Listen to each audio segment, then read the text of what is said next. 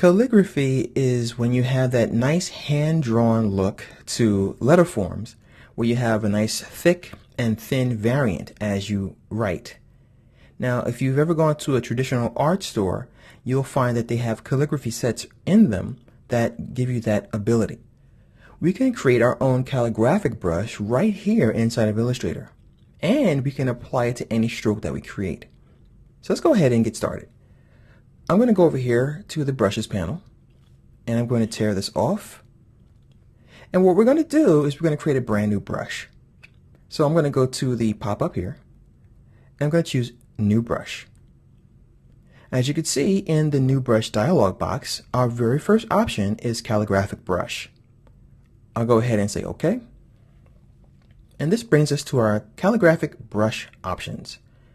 I'm going to rename this Calligraphic, and I'll put mine here so I know this is my brush. And we're going to come back to these options in just a moment.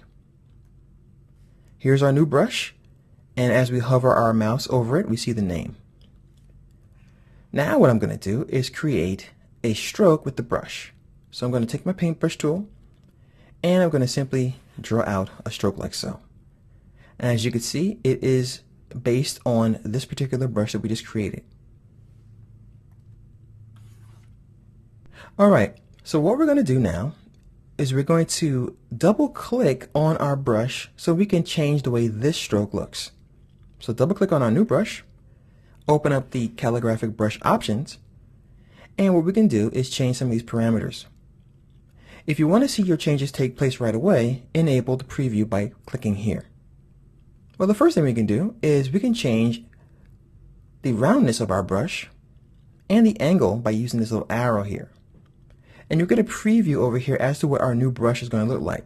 So if I take this guy here and squeeze it, you see that we get a very thin stroke here, and I can rotate it, and we can change the angle. And you'll notice right away we're getting some feedback on our stroke over here. Just take a look over there when I move this around. I'll go ahead and increase that again so that the roundness is completely round, and now it's flat again. I'll put it at a nice angle like so. Now, one of the things that we can really do to make this brush very unique and look like a calligraphic brush is we can change these parameters here from fixed, which makes everything uniform, to random. Likewise, if you're using a Wacom tablet like I am, you can put it on pressure so that as we draw and press down, we are able to change the angle, the roundness, and the diameter.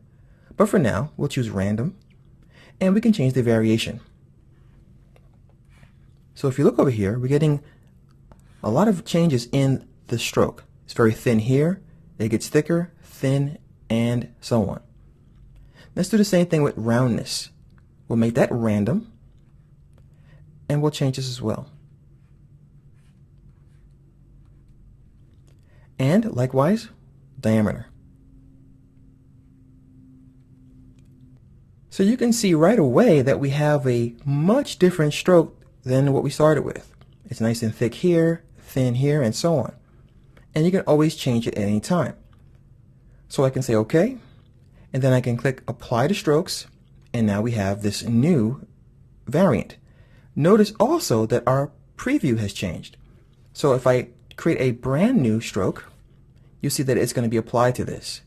And if I click on the selection tool and click on our line and choose this one or this one, those will be applied as well.